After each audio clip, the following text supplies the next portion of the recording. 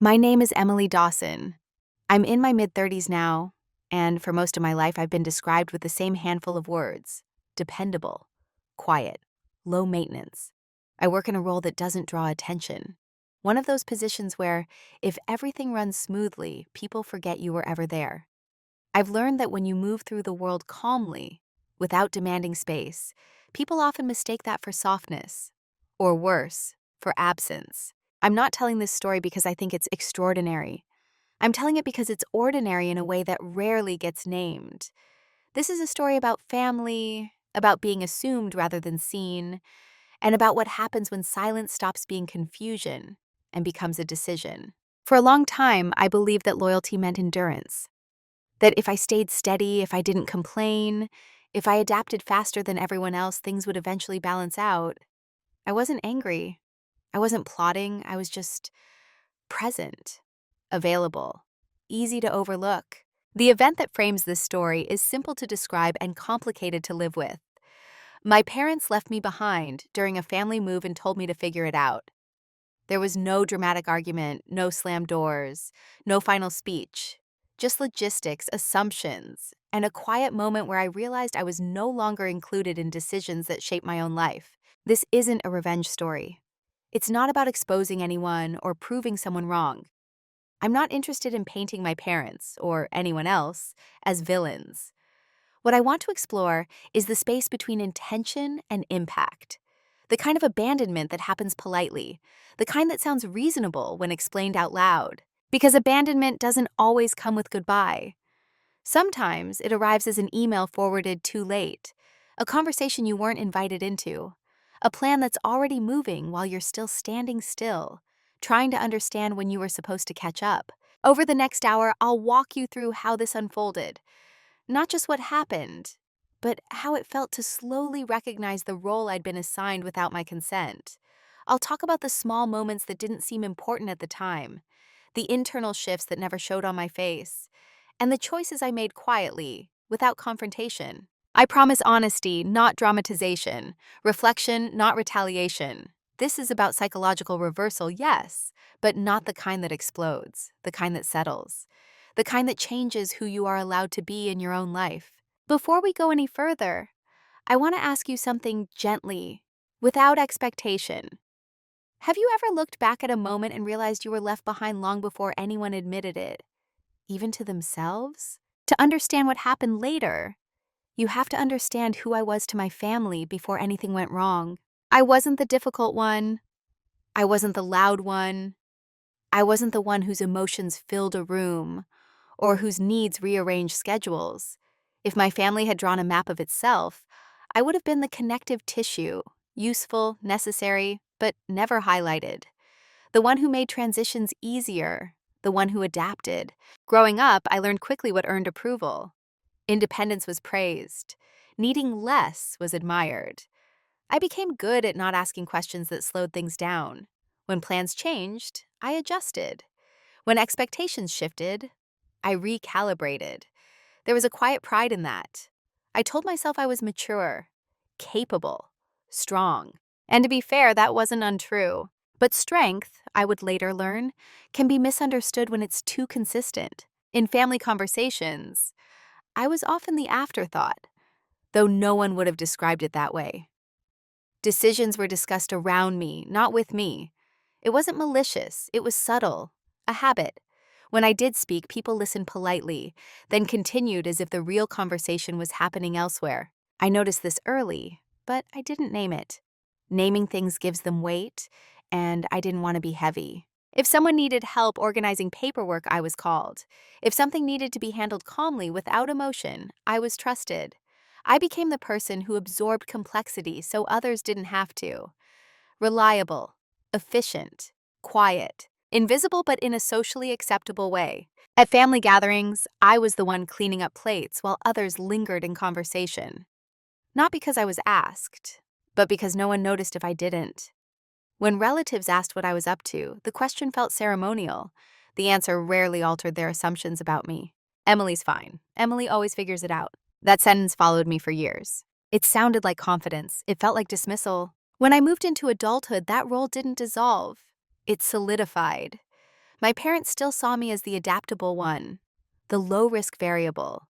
If something unexpected happened, I would manage. If plans were unclear, I would fill in the gaps, not because I was consulted, but because I was predictable. And I participated in this dynamic more than I want to admit. I didn't correct assumptions. I didn't say I need more clarity or I'd like to be included earlier. I told myself it wasn't necessary, that love didn't need constant negotiation, that being easy to live with was a virtue. I see now how that logic protected everyone except me. There were moments, small ones, when I felt the imbalance. A conversation that paused when I entered the room. A plan referenced that I hadn't heard before. A decision was explained to me after it had already been finalized. Each time I explained it away. They didn't mean it like that. They assumed I'd be okay. They know I can handle myself. Those explanations became automatic, comforting even. They allowed me to remain calm without asking anyone else to change. But calm is not the same as consent. What's difficult to explain is that I didn't feel unloved. That's the part people struggle with when I tell this story. There were no cruel words, no overt rejection, just a gradual narrowing of space where my voice mattered. I was valued for my function, not my presence. And that distinction matters more than we're taught. By the time the family move was first mentioned, casually, almost as a footnote, I was already positioned as someone whose life was flexible enough to adjust around it. Not because I'd agreed, because I always had. At that point, I still believed my role was neutral, necessary, even honorable. I didn't yet understand that being the easy one had slowly turned me into the optional one. And I definitely didn't realize how close I was to finding out what happens when people assume you'll adapt one last time. The first moment I remember clearly didn't feel dramatic at all. That's what made it dangerous. It happened during an ordinary phone call with my mother. We were talking about neutral things, work, the weather, how quickly the year seemed to be moving. Toward the end of the call, almost as an aside, she mentioned that they'd been looking at houses. Not thinking about looking, not maybe someday. Looking. I remember the way my attention sharpened, even though my voice stayed even. I asked where. Oh, a few places, she said lightly. Nothing final. Don't worry about it. Don't worry about it. That phrase landed softly, but it stayed. At the time, I assumed I'd hear more soon. A follow-up call, a proper conversation. Families discuss moves, especially ones that affect everyone. Days passed, then weeks. The next mention came in a group conversation, the kind where everyone is talking, but no one is really listening. A relative asked my father how things were going, and he replied, "Busy, getting ready for the move." The move. Definite now, concrete, already underway. I felt something shift inside my chest. Not panic, not anger, more like disorientation. As if I'd missed a step on a staircase I'd walked 100 times. I waited for someone to look at me, to loop me in, to say, "We haven't talked to Emily yet." No one did. Later that night, I sent a message asking for details. Not accusatory, just factual. Where? When? What does this mean? The response came hours later, brief, practical. They'd decided it was a good opportunity, better cost of living, a fresh start. The timeline was still flexible, but they'd already put down a deposit. I reread that message several times. A deposit meant commitment. It meant decisions had crossed the invisible line from hypothetical to real, without me. When I asked how they'd pictured my situation fitting into this, there was a pause, a long one. Then, "We figured you'd sort something out, you always do." There it was again. Said kindly, almost fondly. I told myself this was just a communication gap, a misunderstanding. Families misstep, they forget to loop people in, especially when things move quickly. Still, something about it stayed with me. Not the move itself, but the assumption. I wasn't consulted because I was seen as adaptable, which meant my preferences weren't obstacles. My needs weren't constraints. I was a variable that could be solved later. That night, I opened my notebook, the one I'd carried for years, and wrote down the date, just the facts. Who said what, how it was phrased. I didn't know why I did that. It wasn't for evidence. It was grounding, a way to anchor reality when my instincts were being smoothed over by rational explanations. Over the following weeks, information arrived in fragments. A mention of packing, a comment about school districts. Irrelevant to me, but telling. Conversations I wasn't part of, summarized afterward as if that counted as inclusion. Each update came after decisions had already been made. I adjusted my expectations instead of challenging the process. I asked fewer questions. I listened carefully. I didn't want to seem difficult or emotional or ungrateful. And no one noticed the quiet recalibration happening inside me. The first small cut isn't painful because of what it takes away. It's painful because of what it teaches you. It teaches you how people rank your presence, how replaceable is your input is, how easily your life can be planned around instead of planned with.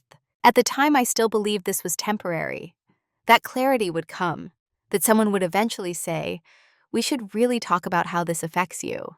I didn't realize that the polite exclusion, the delayed explanations, was the conversation. And that by accepting it quietly, I was teaching them something too. Once something happens more than once, it stops feeling like an accident. It becomes a pattern. At first, I still treated each new omission as separate, a missed detail here, a late update there.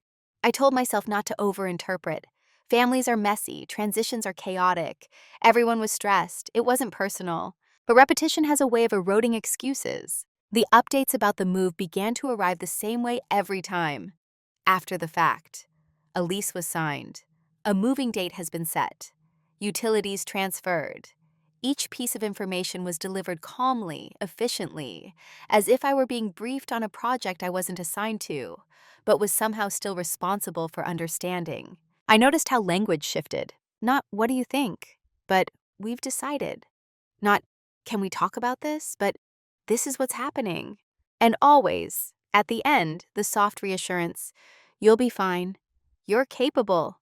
You'll figure it out." Those phrases became the emotional equivalent of a pat on the head, not unkind, just final. What made it harder to push back was how reasonable everything sounded. There was no hostility to react to. No obvious injustice, just efficiency that didn't include me.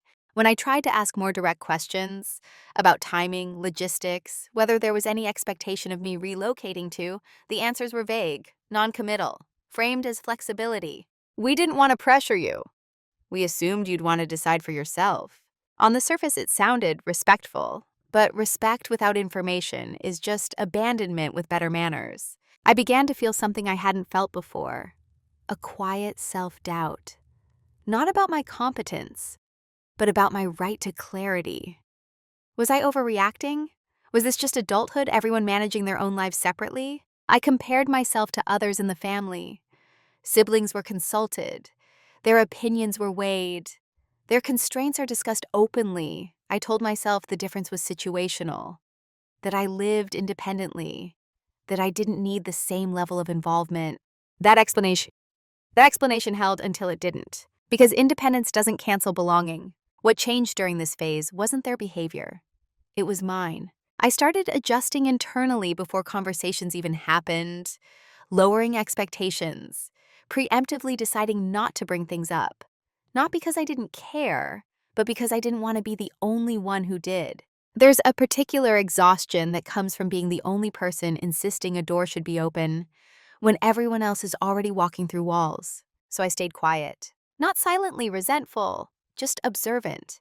I listened to how often my life was referenced as flexible, how easily my stability was used to justify decisions that destabilized me. And I noticed something else. The more I absorbed without comment, the more normalized it became. No one checked in anymore. They assumed silence meant agreement, or at least acceptance. I thought about speaking up many times. I rehearsed calm sentences in my head, thought about how to phrase things without sounding accusatory. But every time I stopped myself with the same reasoning. "This isn't the right moment. They're under pressure. I don't want to make this harder." Each time I chose restraint, it reinforced the narrative that I was fine. What I didn't realize then was that restraint, when unacknowledged, doesn't look like grace. It looks like permission. There was a moment, I remember it clearly, when my father mentioned the final moving date in passing, weeks after it had been locked in. I nodded, asked a neutral question. The conversation moved on. Afterward, I sat alone and felt something settle inside me. Not anger, not sadness. Clarity. I understood then that my role wasn't going to change unless I changed it. That waiting to be considered was no longer an option. That my silence was no longer misunderstood.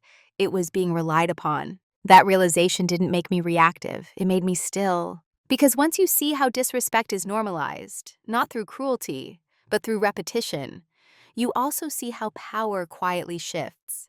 And you begin to understand that staying quiet can be a choice, not a weakness, a strategy. But I wasn't there yet. At that stage, I was still rationalizing, still hoping things would self-correct, still believing that being patient would eventually be rewarded with inclusion. I hadn't yet accepted that the system was working exactly as designed, and that I had been helping maintain it. It's unsettling to realize you've been cast in a role without ever auditioning for it. By the time the move became irreversible, I could see the shape of the part I'd been playing for years. Not just in this situation, but in my family's emotional economy as a whole. I was the reliable one, the flexible one, the one whose life could be adjusted around everyone else's. No one ever said this out loud. That's the thing about roles like this. They're maintained through implication, not instruction. They're reinforced by tone, by timing, by who gets asked first and who gets informed last. Once I noticed it, I couldn't unsee it. Conversations followed a predictable pattern. If a decision involved risk, inconvenience, or emotional complexity, it was discussed among those perceived as more sensitive. If it involved logistics, cleanup, or adaptation, it drifted toward me. I wasn't excluded because I was unimportant. I was excluded because I was efficient. Efficiency, I learned, makes people comfortable skipping your consent. When I reflected on my childhood, the pattern held. I was praised for not needing much, for handling things on my own, for being so easy compared to others. At the time, that felt like approval. As an adult, I saw it differently. It was training. Training to disappear when necessary. Training to self-regulate without support. Training to equate love with usefulness. What made this role so difficult to challenge was how positively it was framed.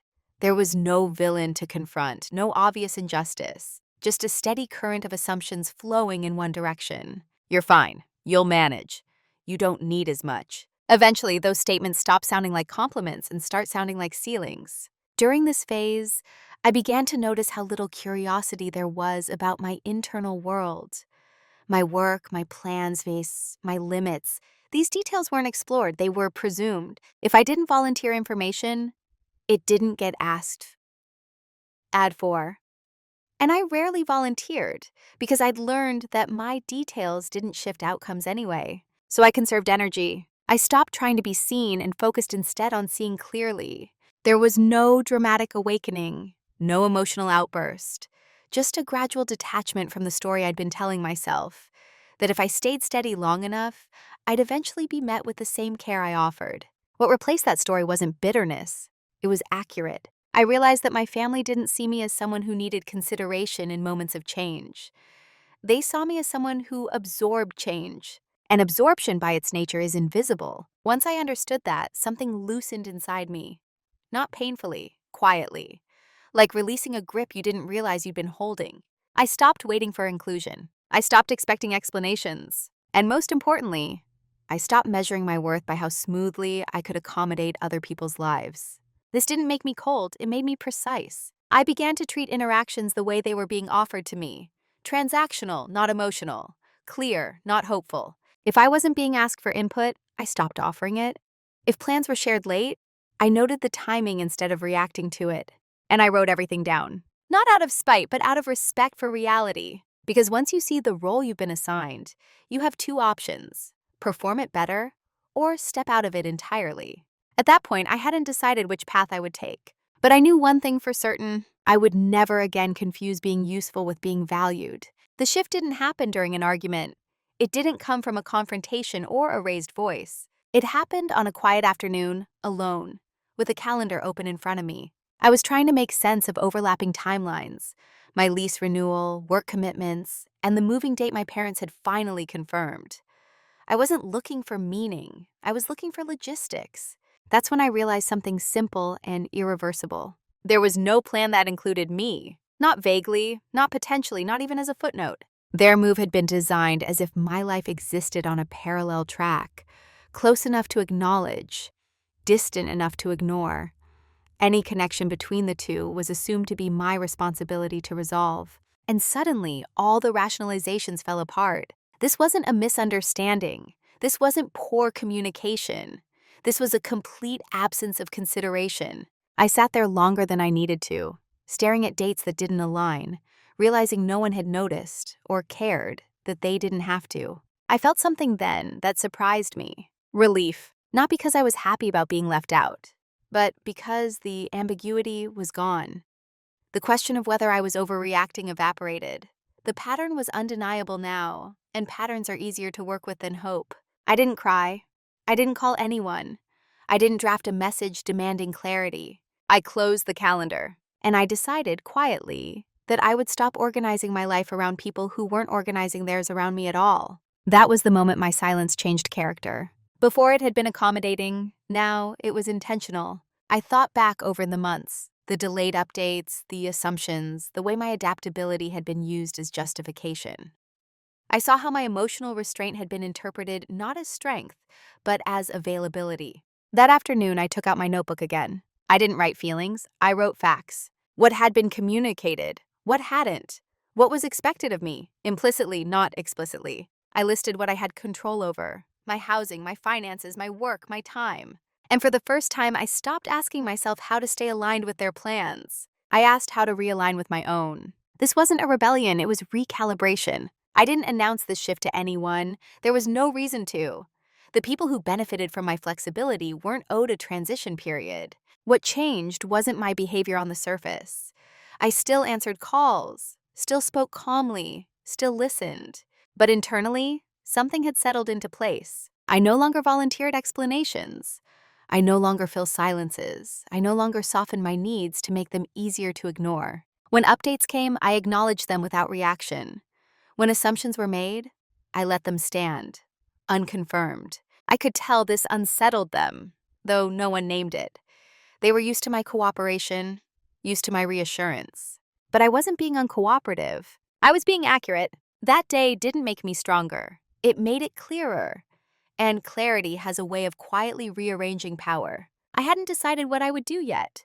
There were still many options available, and I wasn't rushing toward any of them. But I knew this: whatever came next would be chosen, not absorbed. And for the first time in this entire process, that choice belonged fully to me. Once silence becomes intentional, it changes texture. Before, my quiet had been porous.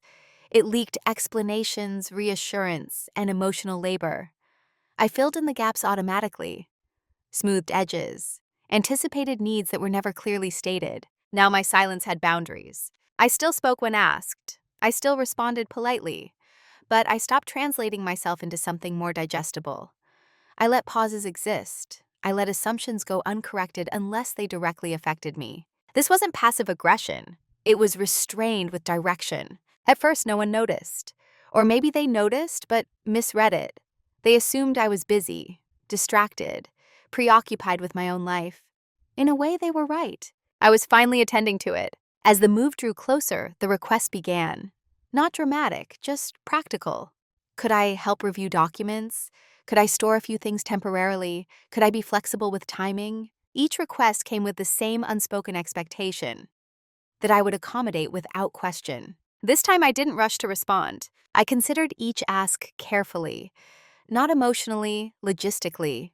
Did this serve me? Did it cost me something I wasn't willing to give?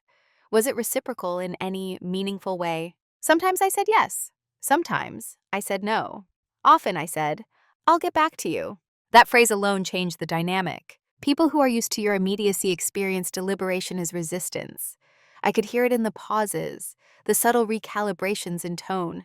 They weren't angry. They were confused. I had stopped performing predictably. What struck me most was how quickly my silence was reinterpreted.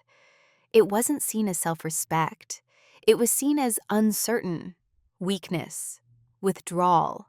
They assumed I was overwhelmed. I let them. There's a particular kind of power in allowing people to underestimate your clarity.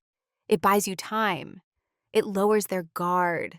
It keeps their behavior honest. During this phase, I gathered information quietly. Not secrets, patterns. Who reached out? Who didn't?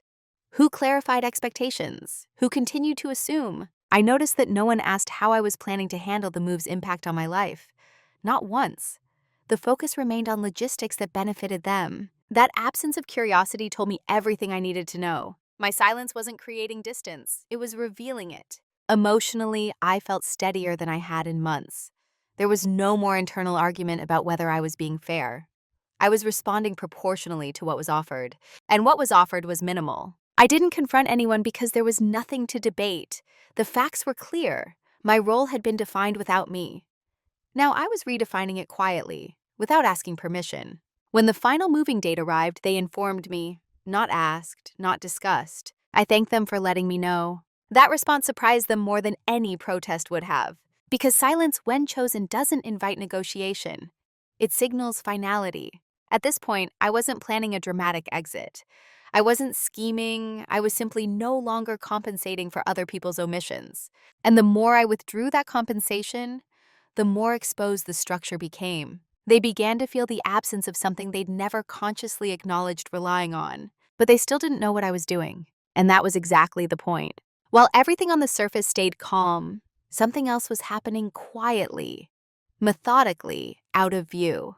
Preparation doesn't always look like action. Sometimes it looks like stillness with intent. I began by paying closer attention, not to what people said, but to what they consistently did.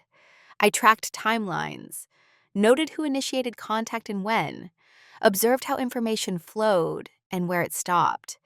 I wasn't searching for wrongdoing, I was mapping reality. Patterns don't lie when emotions are removed. I reviewed my finances with a level of precision I hadn't needed before, not because anything was wrong, but because I wanted independence that didn't rely on goodwill. I reassessed my housing situation, my job flexibility, and my legal obligations. I asked myself hard questions and answered them honestly. What would happen if I needed nothing from them? What would change if I stopped being available by default? What leverage already existed that I'd never needed to name? Most of the leverage, I realized, came from proximity and assumption. I had been the emotional buffer, the local presence, the one who handled overflow. Quietly, I began disentangling myself from those functions. I stopped storing things that weren't mine. I redirected administrative tasks back to their owners.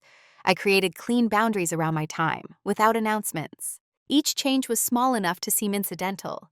Together, they shifted the balance. I also documented everything, not in a dramatic dossier, just clear the records, dates, messages, commitments made and not followed up on. I wasn't preparing for conflict. I was preparing for clarity, my own. What they never noticed was how much stability I had been providing simply by being reachable. How many loose ends I tied without acknowledgement. How often did I make their lives smoother by absorbing friction? When that absorption stopped, the friction didn't disappear. It surfaced. Suddenly, there were minor inconveniences, missed details, small stresses that had previously bypassed them. They didn't connect these things to me, they just felt unsettled. I didn't rush in to fix it. I stayed kind, neutral, unavailable in very specific ways. Emotionally, this period was quieter than expected. There was no thrill in preparation, no sense of victory, just focus. The kind that comes from finally aligning your actions with what you know to be true. I wasn't hiding anything, I just wasn't sharing it. And that distinction mattered. People assume silence means nothing is happening. They mistake calm for stasis. They don't imagine that someone who isn't reacting is repositioning. That's the advantage of being underestimated. By the time anyone sensed a shift, it was already structural, not emotional, not reactive. They still believed I was adapting, that I would, as always, figure it out. They didn't realize I already had, and that the version of me they were planning around no longer existed. The moment of clarity didn't arrive like a revelation. There was no rush of adrenaline, no sudden sense of triumph. It came quietly, during a routine review of my documents, when I saw the situation for what it truly was, not emotionally, but structurally. I realized I wasn't just uninvolved in their plans. I was no longer dependent on them in any meaningful way. That may sound obvious. I was an adult, financially stable, independent on paper, but emotional systems don't always update when circumstances do. For a long time, I had still been operating as if my role in the family required accessibility, responsiveness, and accommodation. It didn't. When I laid everything out, my finances, my housing options, my work flexibility, I saw that I had choices they weren't accounting for. Not because they were hiding them from me, but because they assumed I wouldn't exercise them. The real leverage wasn't money or proximity, it was an absence. I saw clearly how much of the family's logistical ease relied on my availability. How many systems assumed I would be nearby, responsive, and compliant. How often was my presence factored in without being acknowledged? Removing myself from that equation wouldn't cause drama. It would cause gaps. That realization didn't make me smile. It didn't feel vindicating. It felt clean. Like finally understanding the rules of a game I'd been playing without a manual. I also recognized something else. Nothing I did from this point forward needed to be explained. There was no moral obligation to justify boundaries that corrected an imbalance I hadn't created. No requirement to soften the impact of choices made without me in mind. That was the private reveal. Not that I had power, but that I no longer needed permission. I sat with that understanding for several days. I didn't rush to act. I let it settle. Because decisions made in emotional spikes tend to replicate the same dynamics you're trying to leave. What I wanted wasn't a reaction. It was alignment. During that time, communication continued as usual. Polite, sparse, functional. No one asked what my plans were. No one checked whether I needed support. Their silence confirmed what I already knew. I wasn't expected to leave. I was expected to adjust. That expectation became my final piece of information. When you see clearly what others assume you'll tolerate, you also see where their certainty ends. And that's where your freedom begins. I didn't tell anyone what I'd realized. I didn't hint at it. There was nothing to gain from premature disclosure. This wasn't about teaching a lesson. It was about choosing a future. And that choice, once made, would be irreversible. There's a moment, once clarity settles in, when waiting becomes a decision of its own. I reached that moment quietly. Up until then, I had been observing, preparing, aligning. I hadn't crossed any lines. I hadn't closed any doors. Everything was still theoretically reversible. If someone reached out, if a conversation finally happened, if inclusion arrived belatedly. But I knew better than to confuse possibility with probability. The decision point wasn't about anger or self-protection. It was about integrity. About whether I would continue living in a structure that required my self-erasure to function. I listed my options carefully. I could confront them, lay everything out, explain how excluded I felt, ask for acknowledgement. That path promised emotional release, but no structural change. Even if they apologized, the underlying assumptions would remain. I could relocate to follow them. Uproot my life to remain connected to people who hadn't considered me in the move itself. That option required the most sacrifice and offered the least dignity. Or I could do something quieter. I could accept their decision as final and make one of my own that didn't orbit it. That third option didn't involve ultimatums. It didn't require confrontation. It simply required me to stop positioning myself as adjacent to their lives, to step fully into my own. What made this choice difficult wasn't the fear of consequences.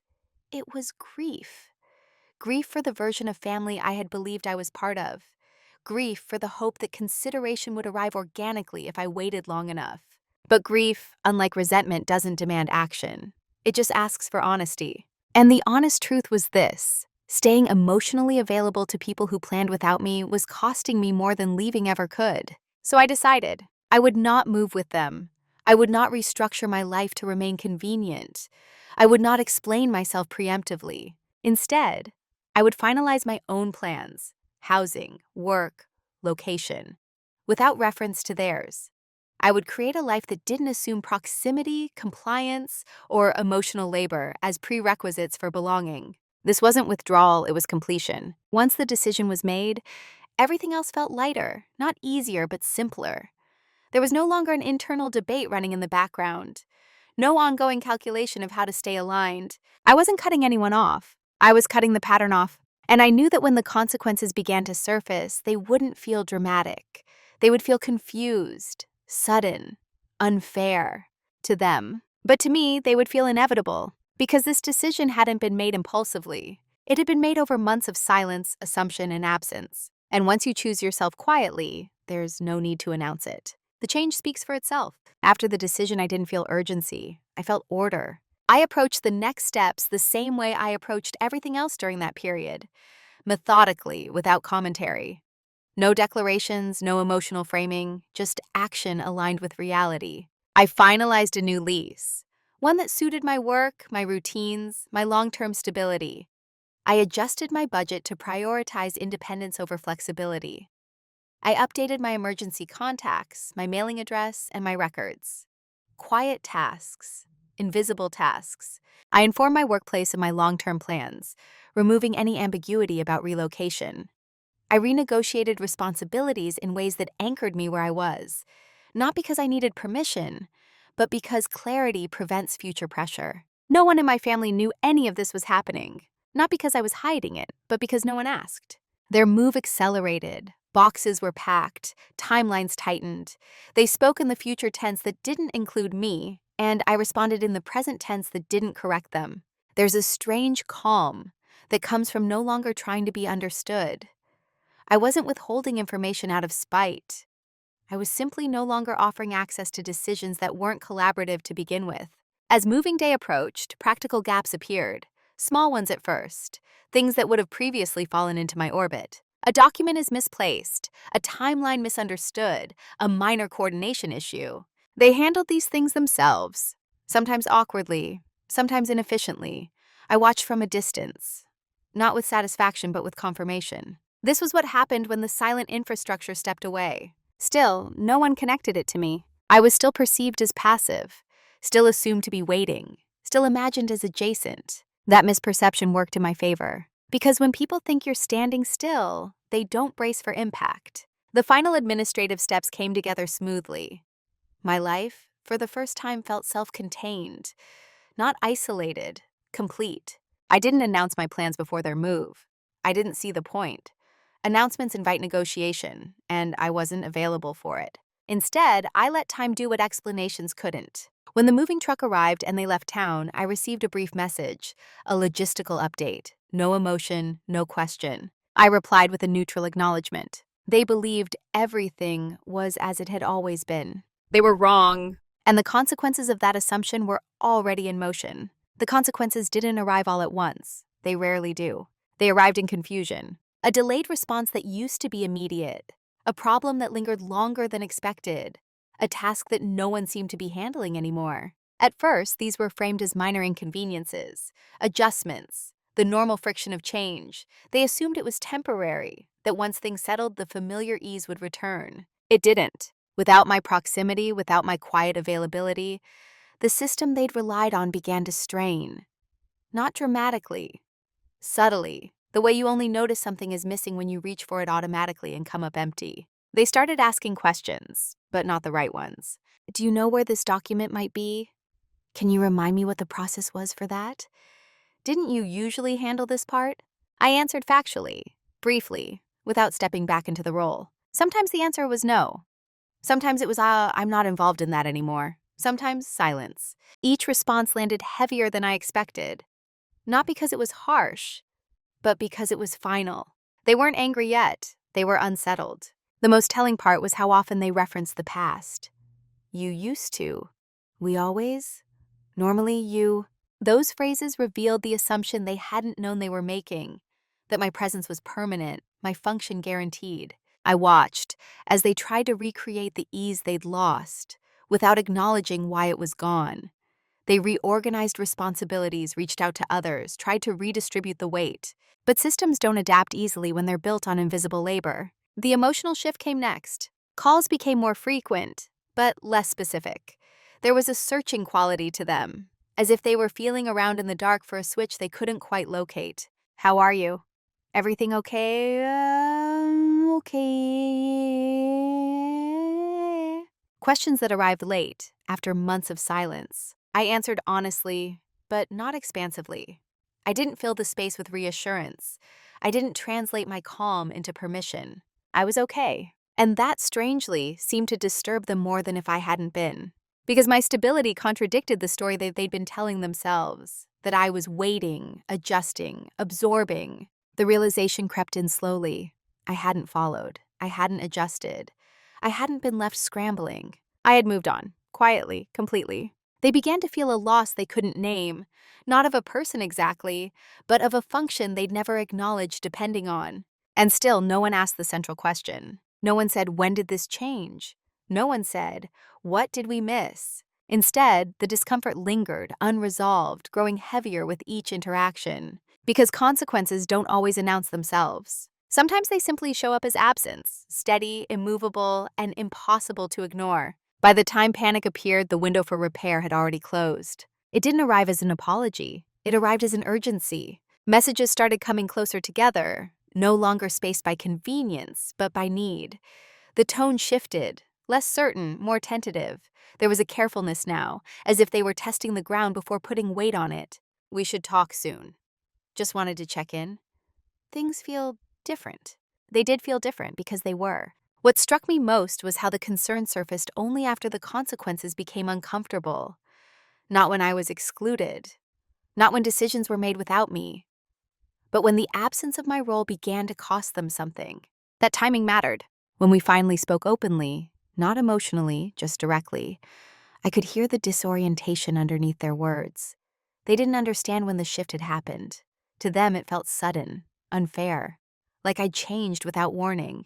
But change doesn't always announce itself. Sometimes it accumulates quietly, one overlooked moment at a time, until it solidifies into something unmovable. They ask questions, now that would have mattered months earlier. Why didn't you say anything? Why didn't we know you felt this way?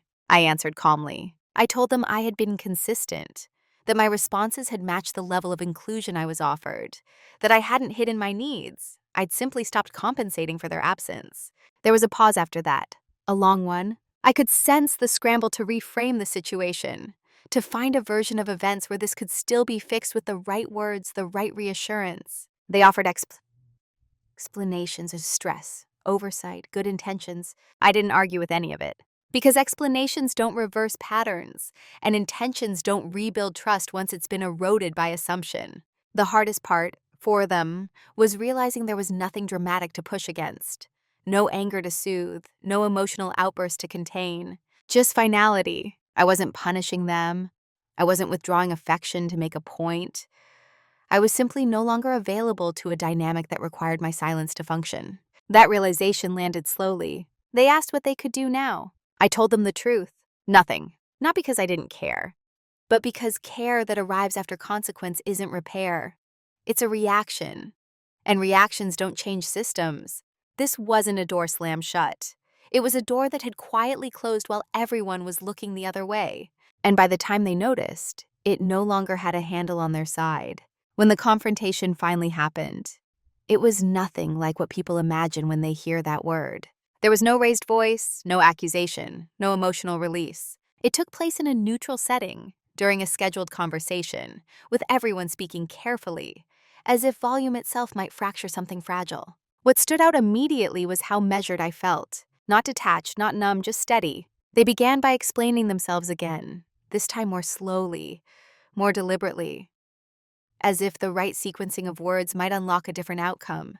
They acknowledged mistakes, not explicitly but indirectly, poor communication, assumptions, moving too fast.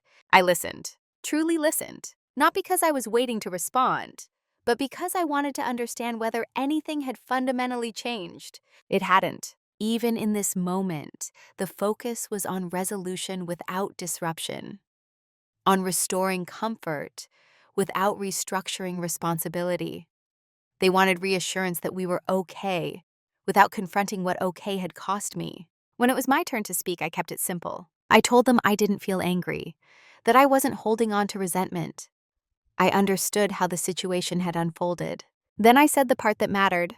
I wasn't included when decisions were made that affected my life, so I made my own decisions. No embellishment, no emotional framing, just cause and effect. I explained that I had stopped interpreting silence as neutrality, that I no longer believed being adaptable meant being invisible, that I had built a life that didn't rely on being considered late or as an afterthought. They asked if I could have handled it differently. I said yes. I could have demanded attention. I could have insisted on conversations. I could have reacted loudly enough to be noticed. But that would have required me to fight for space I shouldn't have had to defend, I said.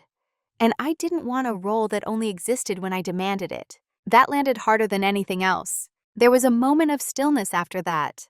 Not discomfort, recognition. The kind that arrives when the story you've been telling yourself no longer fits the facts in front of you. They didn't argue.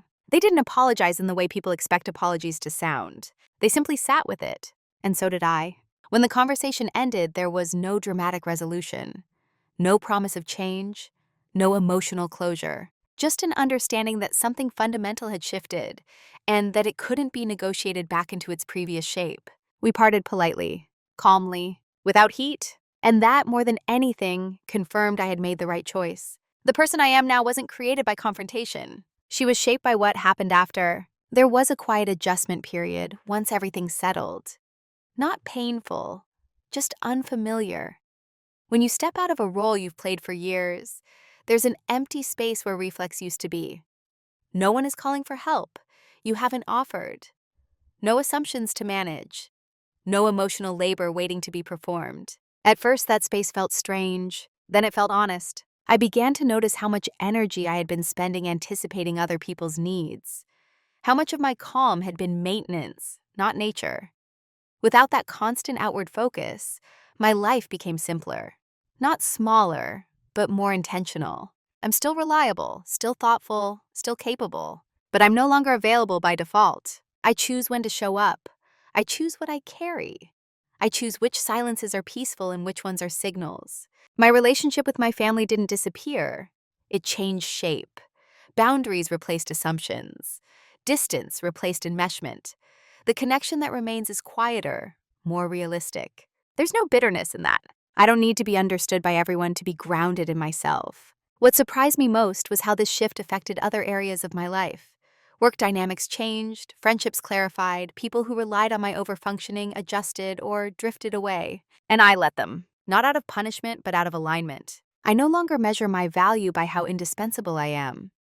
I measure it by how honest my presence feels, whether my participation is chosen on both sides. The version of me who stayed quiet out of fear of being inconvenient is gone. In her place is someone who understands that inconvenience is often the cost of mutual respect. I don't regret how long it took me to get here. Awareness has its own timeline, and survival strategies don't dissolve until they're no longer needed. What I carry forward isn't hardness, it's discernment. I know now that quiet doesn't mean powerless, that absence can be louder than protest, that dignity doesn't require performance. And most importantly, I know this. Being left behind didn't diminish me. It clarified me. There's a tendency, when stories like this end, to look for a clean moral, a sentence that ties everything together neatly. Something satisfying, something reassuring. Real life rarely offers that. What it offers instead is perspective, earned slowly, often quietly, through moments that don't feel important until long after they pass. For a long time, I believed abandonment had a certain shape: loud, obvious, cruel. I believed it came with slammed doors or final arguments or dramatic exits. I was wrong. Abandonment doesn't always come with goodbye. Sometimes it comes with reassurance, with phrases that sound supportive but function as dismissive, with the assumption that someone will figure it out because they always have. The most painful part wasn't being left behind during the move. I realized how long I had been left behind emotionally, without anyone meaning to notice. And that's the part I want to be clear about. This story isn't about bad people. It's about unexamined roles, about how systems form quietly around the most accommodating person in the room, about how strength, when unacknowledged, gets mistaken for endless capacity. There was no moment where I won. There was no revenge, no exposure, no dramatic apology that fixed everything. What there was choice. I chose to stop translating my silence into consent. I chose to stop absorbing consequences that weren't mine. I chose to build a life that didn't require me to be overlooked in order to belong. That choice didn't make anyone else smaller. It made me whole. If you're listening to this and feeling a dull recognition, if parts of this story feel uncomfortably familiar, I want you to hear this gently. You are not difficult to want to be included. You are not selfish for needing clarity. You are not dramatic for noticing patterns. And you don't have to announce your boundaries for them to be real. Sometimes the most powerful thing you can do is stop performing the role that cost you the most and let the silence reveal what was always there. I didn't leave my family in anger. I left a version of myself that believed love had to be earned through endurance. And I've never been more at peace. So I'll end with one question, not to provoke, not to judge, but to open a conversation. Have you ever realized quietly that you were carrying more than your share? And what changed when you finally set it down? If you feel comfortable, I'd love to hear your thoughts in the comments. Video hữu ích, hãy ấn like và đăng ký kênh để ủng hộ mình nhé. Chúng ta sẽ gặp nhau ở những video tiếp theo. Bye bye.